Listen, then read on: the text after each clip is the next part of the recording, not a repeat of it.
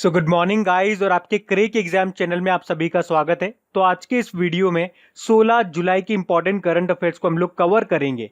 तो हमारा पहला प्रश्न क्या है, भारत के किस राज्य में भारतीय रेलवे भारत का पहला केबल रेल ब्रिज बना रहा है? तो आंसर होगा जम्मू कश्मीर में। तो जम्मू कश्मीर में इंडियन रेलवे भारत का पहला केबल रेल ब्रिज बना रहा है। ये कटरा बनिहाल रेलवे ट्रैक पर देश का पहला केबल रेल पुल होगा, मतलब कटरा और रियासी को आपस में जोड़ेगा ये। और इस रेल ब्रिज का नाम क्या होगा? अंजी ब्रिज। ये चिनाब नदी के ऊपर बनाया जा रहा है। इसकी लंबाई कितनी है? 473.25 मीटर की।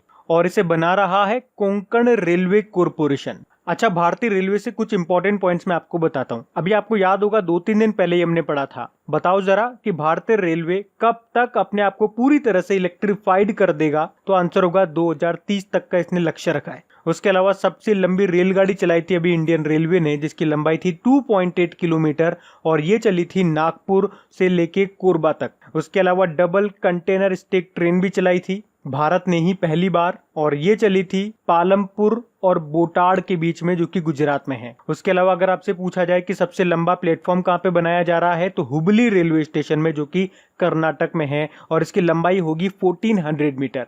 वैसे वर्तमान में सबसे लंबा प्लेटफॉर्म आपके गोरखपुर रेलवे स्टेशन का है, 1366 मीटर उसकी लंबाई है। तो ये भी ध्यान रखना। बढ़ते हैं आगे। फिर है, हाल ही में एशियन डेवलपमेंट बैंक ने किसे वाइस प्रेसिडेंट के रूप में नियुक्त किया है? तो आंसर होगा अशोक लवासा को। तो अशोक लवासा, इनका नाम तो आपने जरूर सुना होगा। ये हमारे भारतीय निर्वाचन आयोग के चुनाव आयुक्त हैं, इलेक्शन कमिश्नर हैं, पर अभी इनको एशियन डेवलपमेंट बैंक का उपाध्यक्ष यानी कि वाइस प्रेसिडेंट बना दिया गया है। तो अब इन्हें चुनाव आयुक्त का पद छोड़ना होगा। तो इनका नाम याद रखना है। बाकी नितिन मेनन की बात करेंगे, अभी आईसीसी के एलीट पैनल में शामिल होने वाले तीसरे भारतीय बने थे और सबसे युवा अंपायर भी बने थे। उसके अलावा जोया खान भारत में कॉमन सर्विस सेंटर की पहली ट्रांसजेंडर ऑपरेटर बनी थी ये। और Brajendra Navneet world trade organisation में भारतीय राजदूत बने थे। एशियन डेवलपमेंट बैंक की बात करेंगे, स्थापना 1966 में हुई। हेडक्वार्टर आपको मनीला फिलीपींस में मिलेगा और इसके प्रेसिडेंट बने थे मसात्सुको असाकावा और वाइस प्रेसिडेंट अब बन गए अशोक लवासा। बढ़ते आगे। फिर है, हाल ही में इफ इट ब्लीड्स नाम की बुक को रिलीज किया गया है। आपसे पूछा जा रहा है इसके लेखक कौन है? तो आंसर होगा स्टीफन किंग। तो स्टीफन किंग द्वारा लिखी गई 4 कहानियों का संग्रह है ये इफ इट ब्लीड्स नाम की बुक, जिसको अभी रिलीज किया गया है। और स्टीफन किंग के बारे में आपको बता दूं, 2014 में इनको नेशनल मेडल ऑफ आर्ट सम्मान से सम्मानित किया गया था। उसके अलावा 2003 में नेशनल बुक फाउंडेशन मेडल भी इनको मिल चुका है। तो इनका नाम याद रखना। बाकी रस्किन बॉन्ड, अभी 2 दिन पहले ही हमने पढ़ा था, अ सॉन्ग ऑफ इंडिया नाम की बुक रिलीज की थी इन्होंने। और अभी कुछ समय पहले ही इन्होंने एक और बुक लिखी थी जिसका नाम क्या था? Hope on my adventures boats trains and planes. और तेंजिन गेये टेथोंग, दलाई लामा की आत्मकथा लिखी है इन्होंने जिसका नाम है his holiness the 14th Dalai Lama an illustrated biography. और उर्जित पटेल, जो कि आरबीआई के पूर्व गवर्नर हैं, इन्होंने कौन सी बुक लिखी है? Overdraft saving the Indian saver. बढ़ते हैं आगे।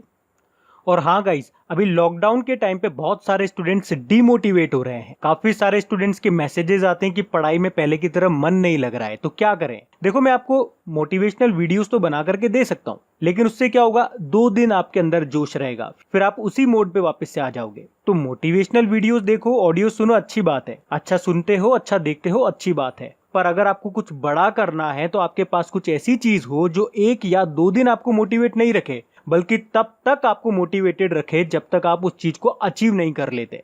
अब वो चीज क्या है? वो चीज है वजह। आपके पास एक स्ट्रांग वजह होनी चाहिए उस काम को करने के लिए। अब एक स्टूडेंट के लिए वो वजह क्या हो सकती है, तो उसी के बारे में मैंने आपके लिए एक ऑडियो बना दिया है। तो उस ऑडियो को आप जरूर सुनना। ये ऑडियो आपको अंदर से हिला देगा। इस ऑडियो का लिंक आपको नीचे डिस्क्रिप्शन में मिल जाएगा या कमेंट बॉक्स में भी मैं डाल दूंगा। लॉकडाउन में कैसे पढ़ें, इस तरह का एक लिंक होगा, तो उस लिंक पे क्लिक करना और वो ऑडियो आप सुन लेना। और हाँ गाइज, इस करंट अफेयर्स के वीडियो को लाइक करना मत भूलना। अभी आप लाइक कर दीजिए। अगर आपने लाइक नहीं करा है तो यहाँ पे लाइक का बटन आएगा। आप लोग लास्ट में भूल जाते हो, इसलिए मैं आपको पहले बता देता हूँ। अभी हम बढ़ते हैं आगे।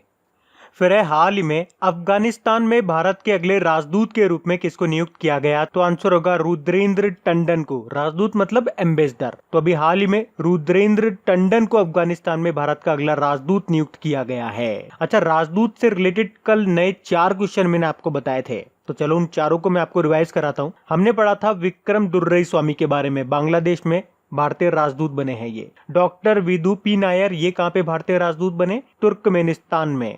और हेमंत हरिशंकर कोतलवार, ये चेक रिपब्लिक में भारतीय राजदूत बने हैं।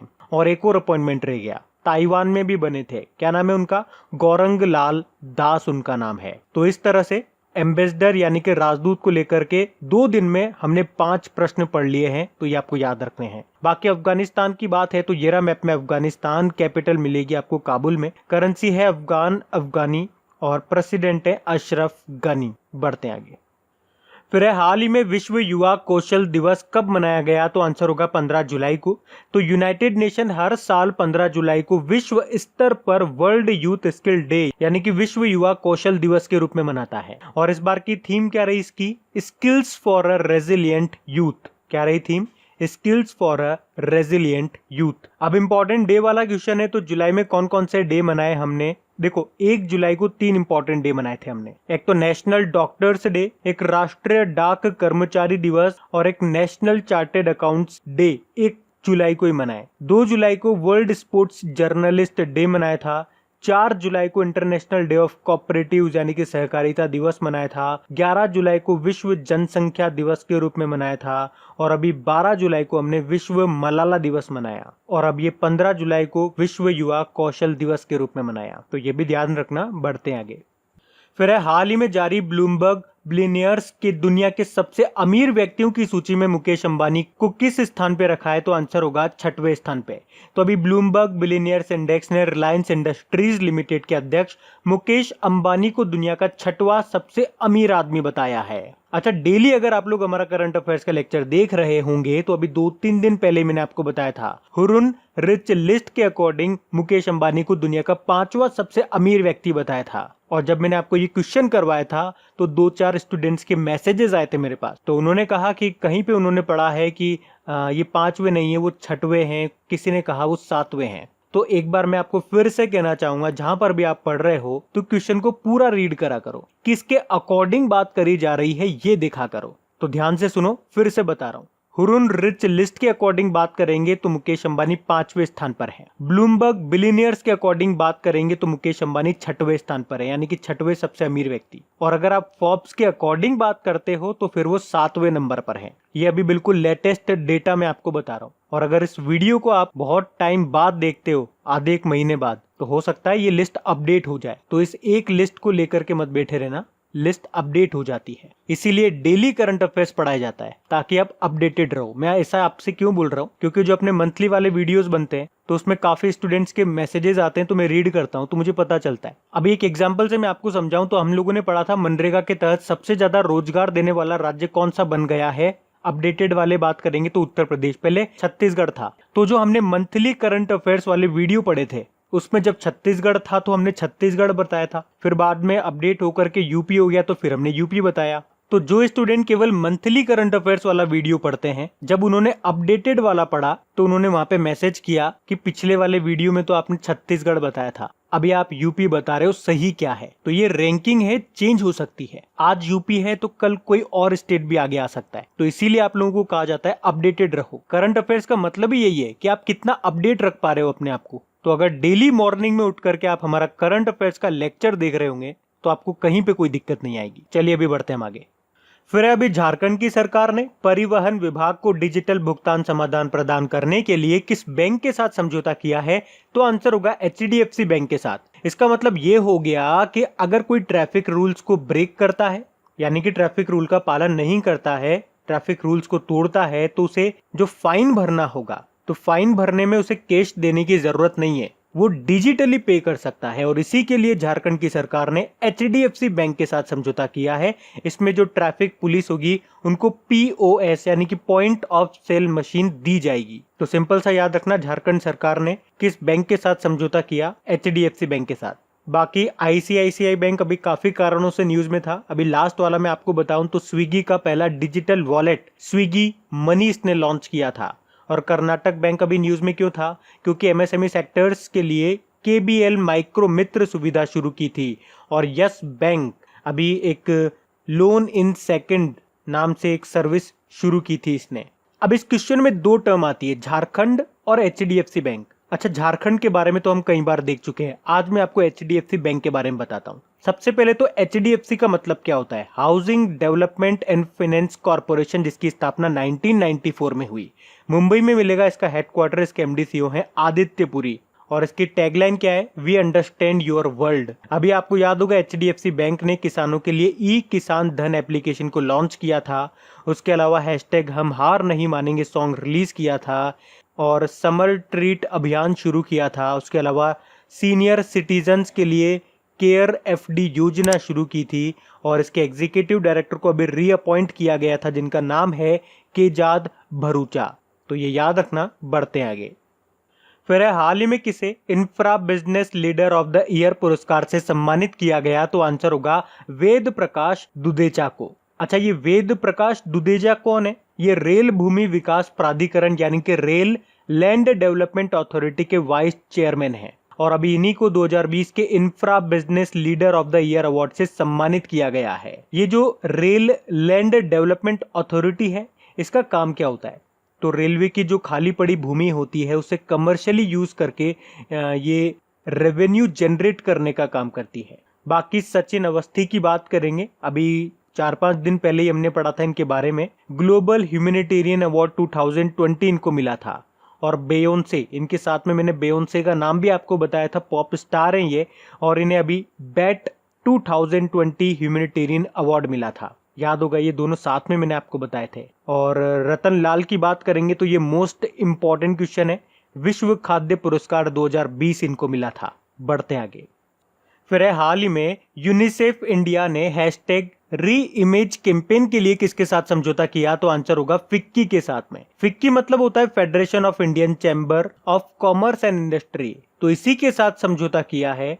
और ये जो समझौता हुआ है ये यूनिसेफ के हैशटैग री इमेज अभियान को तैयार करने के लिए हुआ है। तो इस अभियान का उद्देश्य क्या है, भारत में कोविड-19 प्रतिक्रिया और उसके बाद की परिस्थिति के दौरान सबसे कमजोर वर्ग और बच्चों की मदद करना। फिक्की की बात करेंगे, फिक्की मतलब मैंने आपको बताया federation of Indian chambers of commerce and industry. स्थापना 1927 में हुई थी, नई दिल्ली में मिलेगा हेडक्वार्टर। इसके अध्यक्ष का नाम है संगीता रेड्डी, नई बनी थी, ये याद रखना। और एक और नाम मैंने आपको बताया था जानवी फूकन का, फिक्की लेडीज ऑर्गेनाइजेशन की राष्ट्रीय अध्यक्ष बनी थी। अच्छा, फिक्की से रिलेटेड एक प्रश्न मैंने आपको कल भी बताया था कि फिक्की ने वित्त वर्ष 2020-21 के लिए, फाइनेंशियल ईयर 2020-21 के लिए भारत की जीडीपी ग्रोथ रेट कितना रहने का अनुमान लगाया, तो माइनस का 4.5% रहने का। बढ़ते आगे। फिर हाल ही में किसने डिजिटल चौपाल का आयोजन किया, तो आंसर होगा नाबार्ड ने। तो अभी नाबार्ड ने अपने 39वें स्थापना दिवस पर पहली डिजिटल चौपाल का आयोजन किया है। इसे वीडियो कॉन्फ्रेंस के जरिए आयोजित किया गया और इसमें नाबार्ड के द्वारा शुरू की गई विभिन्न परियोजनाओं के प्रतिभागियों ने हिस्सा लिया था, ताकि वे उन परियोजनाओं के बारे में अपने अनुभव, अपने एक्सपीरियंसेस साझा कर सकें, शेयर कर सकें, जिनमें वो शामिल है। सिंपल सा याद रखना, डिजिटल चौपाल का आयोजन किसने किया, नाबार्ड ने। नाबार्ड मतलब national bank for agriculture and rural development, जिसकी स्थापना 1982 में हुई थी। मुंबई में मिलेगा हेडक्वार्टर और इसके चेयरमैन हैं हर्ष कुमार भनवाला। बढ़ते हैं आगे। फिर अभी हाल ही में किस कंपनी ने 33,737 करोड़ रुपए में जियो प्लेटफॉर्म लिमिटेड में 7.7% की हिस्सेदारी खरीद ली है, तो आंसर होगा गूगल ने। और इस तरह से गूगल फेसबुक के बाद सबसे ज्यादा निवेश करने वाली कंपनी बन गई है जियो प्लेटफॉर्म में। फेसबुक ने कितनी हिस्सेदारी खरीदी है इसकी, 9.99%। और उसके बाद गूगल 7.7%। अच्छा, गूगल से एक प्रश्न मैं आपको और बताता हूँ, यहीं पे बता रहा हूँ, ध्यान से सुनना, कि जो गूगल है वो $10 बिलियन के इंडिया डिजिटलाइजेशन फंड को लॉन्च करेगा, जो भारत की डिजिटल इकोनॉमी, भारत की जो डिजिटल अर्थव्यवस्था है उसको गति देने के लिए होगा। और इस पहल के माध्यम से गूगल अगले 5 से 7 वर्षों में भारत में लगभग 75,000 करोड़ रुपए का निवेश करेगा। अच्छा, रिलायंस इंडस्ट्रीज लिमिटेड से एक और पॉइंट मैं आपको बता रहा हूँ, वो भी ध्यान से सुनना, कि अभी 12 लाख करोड़ यानी कि 12 ट्रिलियन मार्केट कैप वाली पहली भारतीय कंपनी बन गई है रिलायंस इंडस्ट्रीज। तो ये क्वेश्चन मैं आपको अलग से नहीं करा रहा हूं, यहीं पे करा रहा हूं। अलग से भी हम इसको कर सकते थे कि 12 लाख करोड़ मार्केट कैप वाली पहली कंपनी कौन सी बन गई है, तो आंसर क्या होता है, रिलायंस इंडस्ट्री। अब इस प्रश्न में बात गूगल की है तो गूगल के बारे में जान लेते हैं। देखो, गूगल की स्थापना कब हुई थी, 1998 में। इसका हेडक्वार्टर कैलिफोर्निया यूएस में है और इसके दो फाउंडर थे, लेरी पेज और सर्जे ब्रिन, और इसकी पेरेंट कंपनी अल्फाबेट है। और गूगल के और अल्फाबेट के दोनों की सीईओ हैं सुंदर पिचई। और गूगल से भी हमने एक प्रश्न पढ़ा था कि गूगल ने गूगल प्लस को गूगल करंट्स के नाम से रीलॉन्च किया था। और अभी गूगल ने लोगों को सोशल डिस्टेंसिंग बनाए रखने में मदद करने के लिए सोडार एप्लीकेशन को भी लॉन्च किया था। तो ये पॉइंट्स भी ध्यान रखना, बढ़ते आगे। फिर हाल ही में एल&टी बोर्ड के कार्यकारी निदेशक यानी कि एग्जीक्यूटिव डायरेक्टर के रूप में किसे नियुक्त किया गया, तो आंसर होगा सुब्रमण्यम शर्मा को। तो अभी सुब्रमण्यम शर्मा को लार्सन एंड टुर्बो के बोर्ड का एग्जीक्यूटिव डायरेक्टर के रूप में नियुक्त किया गया है। बाकी इंजेती श्रीनिवास की बात करेंगे, इंटरनेशनल फाइनेंशियल सर्विसेज के सेंटर्स अथॉरिटीज के पहले चेयरमैन बनेंगे। और श्रीकांत माधव वैद इंडियन ऑयल कॉरपोरेशन के अध्यक्ष बने थे। और नवतेज बल माइक्रोसॉफ्ट इंडिया के एग्जीक्यूटिव डायरेक्टर बने थे। बाकी लार्सन एंड टुर्बो की बात करेंगे, हेडक्वार्टर मुंबई में है, सीईओ हैं इसके एस.एन. सुब्रमण्यम। तो अब बात करेंगे कल के वीडियो में पूछे गए प्रश्न के उत्तर की।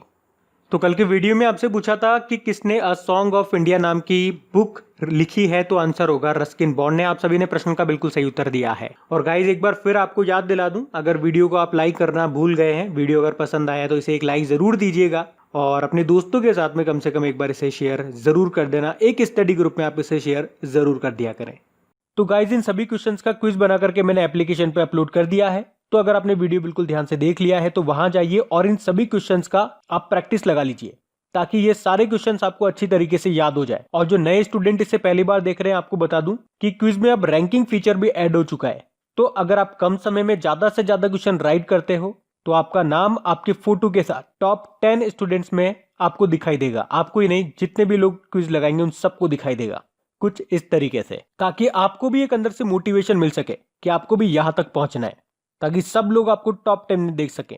और वैसे भी आप तो आपके इन करंट अफेयर्स का रिवीजन करवाने के लिए मैं इसका ऑडियो भी तैयार कर रहा हूं। तो दिन में 4 से 5 मिनट निकाल करके वो आप ऑडियो सुन लीजिए, ताकि आपका इन करंट अफेयर्स का फिर से रिवीजन हो जाए। क्योंकि आपको पता है चीजों को पढ़ना इंपॉर्टेंट है, लेकिन समय समय पर उनका रिवीजन करना बहुत ज्यादा जरूरी है। रिवीजन नहीं करोगे तो वो सारी चीजें आप भूल जाओगे। तो आप ही के लिए मैं इसका रिवीजन ऑडियो तैयार कर रहा हूं। तो उस ऑडियो का लिंक मैंने नीचे डिस्क्रिप्शन में दे दिया है, वहां जाकर के आप मुझे फॉलो कर लीजिए। और फॉलो करने के बाद में पास में जो बेल आइकन आएगा आप उसे जरूर दबा लेना, ताकि जब भी मैं ऑडियो अपलोड करूं उसका नोटिफिकेशन आपको मिल सके। और एप्लीकेशन अगर अभी तक आपने डाउनलोड नहीं किए तो उसका लिंक भी आपको नीचे मिल जाएगा। वहीं पे आपको क्विज, वीडियो, पीडीएफ सब मिल जाएंगे। तो इस प्रश्न का उत्तर आता है तो कमेंट बॉक्स में जरूर टाइप करिए। चलिए अब मिलते हैं करंट अफेयर्स के रिवीजन वीडियो में। Thank you guys.